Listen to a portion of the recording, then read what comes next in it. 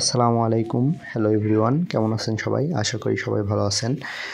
আজকে আমাদের শপে একটি পালসার বাইক আসছে। বাইকটি আমরা একটু রাইড করলাম। রাইড করে বাইকটি যে সমস্যাগুলো আমরা জাস্টিফাই করলাম। বাইকটির পিছনের ব্রেক একেবারেই হয় না। পিছনের ব্রেকটি আমরা খুলছি। পিছনের ব্রেক শুতে কিছু কাজ করব এবং পিছনের যে ব্রেক ক্লিভারটি আছে সেই ক্যালিভারটি আমরা সুন্দর মতো গ্রিস করে বাইকের সাথে ফিটিং করে দিব।